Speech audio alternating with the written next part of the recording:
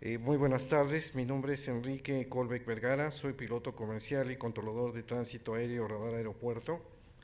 Actualmente me desempeño como controlador radar Ruta México en el aeropuerto Benito Juárez de la Ciudad de México. Soy controlador desde hace 48 años, habiendo trabajado en más de 10 aeropuertos de la República Mexicana. Estoy aquí para testimoniar la peligrosa existencia de este fenómeno, que no es un mito, no es una leyenda o cuento inventado, es un hecho que compromete fuertemente la altísima responsabilidad y desempeño de mi profesión. Para mantener el orden y expedita y sobre todo segura la aviación de nuestro país, dentro de los parámetros reglamentarios nacionales e internacionales que la rigen. Este fenómeno no hace distingos o evita nuestras operaciones aeronáuticas, simplemente la ignora, invadiendo peligrosamente espacios aéreos exclusivos para ascensos, descensos, aproximaciones y rutas de nuestro país. Es ahí precisamente donde se compromete altamente la seguridad de las operaciones aeronáuticas y por eso es un peligro potencial. Este fenómeno se muestra con una tecnología muy superior y diferente a la desarrollada actualmente en el mundo.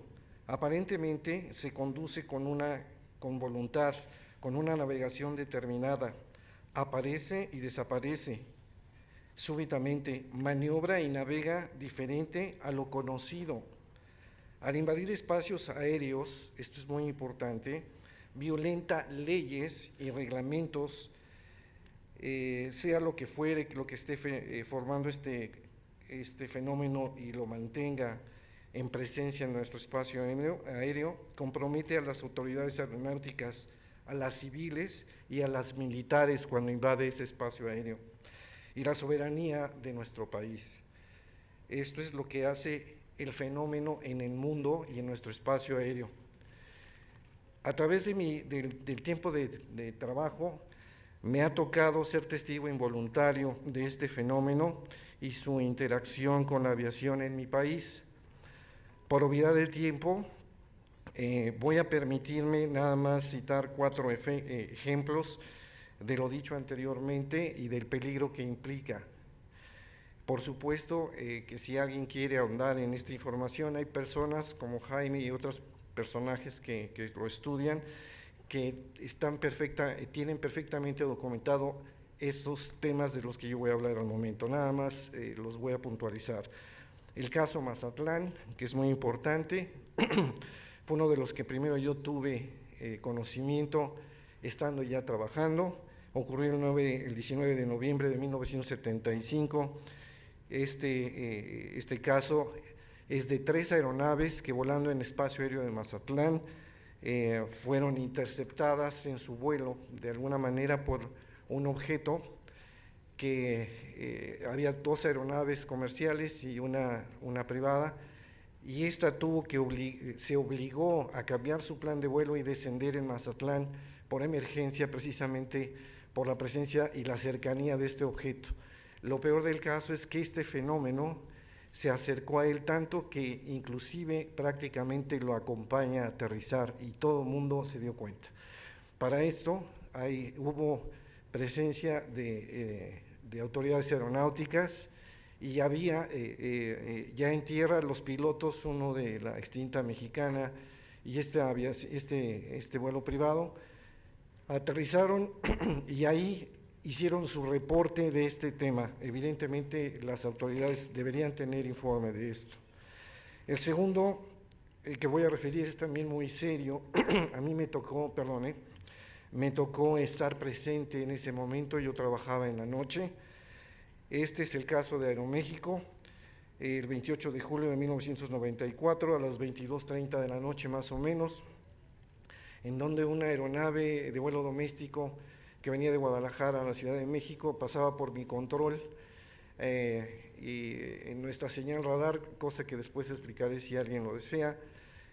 Tenemos 2 formas de conceptuar la detección radar. En estos 2 objetos que se acercaron a la aeronave fueron de eco primario. No les dimos importancia porque no teníamos tráfico en esa área donde esta aeronave estaba volando. Pasa al siguiente control, yo me voy a descansar y en ese momento esta aeronave recibe un impacto en el tren principal en la pierna derecha, en el viraje a las pistas 5, ahí en el World Trade Center.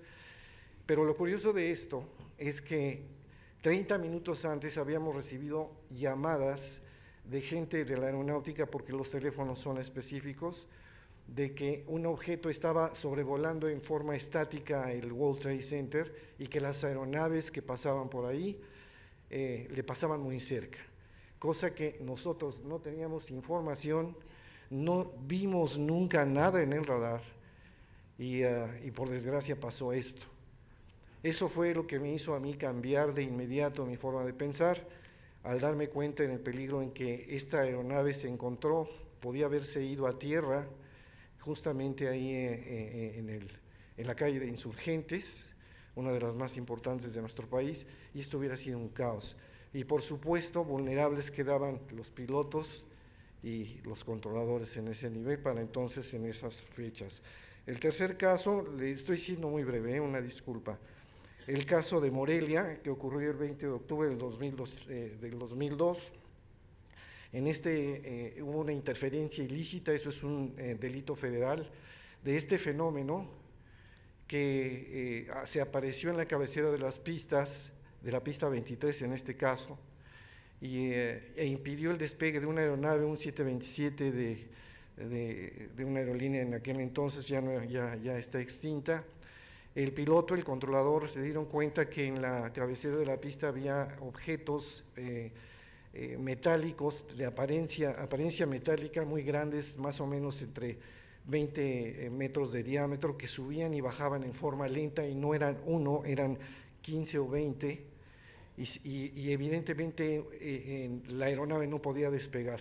Eso causó un problema serio. Las autoridades de ese momento subieron, las aeronáuticas. Hubo testimonio de los compañeros del CREI, que son los bomberos, que estaban cerca de esa cabecera, los vio la gente en particular, y además se hizo un reporte al respecto. Esto también lo deben de tener las autoridades aeronáuticas. Se impidió por 15 minutos el despegue de una aeronave. Esto es un delito. Sin embargo, fue por precaución. Toda la gente envuelta se dio cuenta al respecto, y finalmente la aeronave, al perder de vista y las personas que estaban en la torre de control estos objetos, finalmente se permite el despegue de esta aeronave.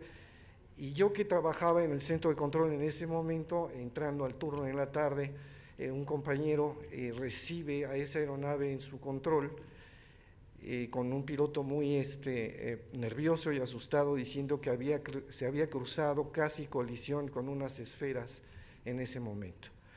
Ese es otro de los casos muy graves que hubo en México. El otro donde tuve la oportunidad de intervenir, me hicieron el favor de invitarme para dar mi opinión y hacer una investigación acerca de cómo se involucraba el tránsito aéreo en este fenómeno con la defensa. Fue en el caso de Campeche, que ya mencionó el licenciado Maussan hace un momento, y este es de una patrulla de la Fuerza Aérea Mexicana, que estaba en una incursión precisamente para detectar un narcotráfico y pistas clandestinas. Estas personas, con un equipo bastante sofisticado a bordo, tienen detección radar y de un equipo que se llama FLIR, y que permite observar el calor que producen algunos aparatos para determinarlos, porque no había contacto visual con estas aeronaves.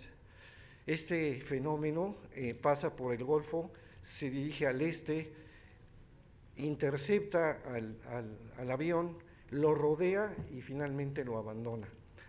Lo que ustedes vieron es parte de la grabación, dura más o menos 30 minutos, pero esto puso en peligro a esta tripulación y no sabemos cómo reacciona este fenómeno. Ahí el peligro. Así que nada más me queda decirles que hay que poner mucha atención al respecto. Agradezco muchísimo que se dé esta oportunidad para que la gente en general, pero por supuesto las partes de gobierno que estén involucradas, porque sí están, pongan atención seria al respecto, y me refiero con seria en lo más alto del concepto que permita ayudar a que los pilotos y los controladores y quien esté involucrado tengan la facultad y tengan los elementos para poder o evadir el fenómeno o poder vivir con él, como hacemos con las demás meteoros que ocurren en nuestro país, en nuestra atmósfera.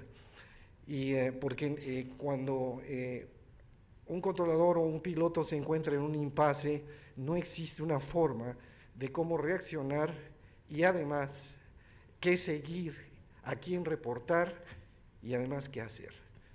Eso es muy serio. Les agradezco muchísimo su atención y que Dios los bendiga.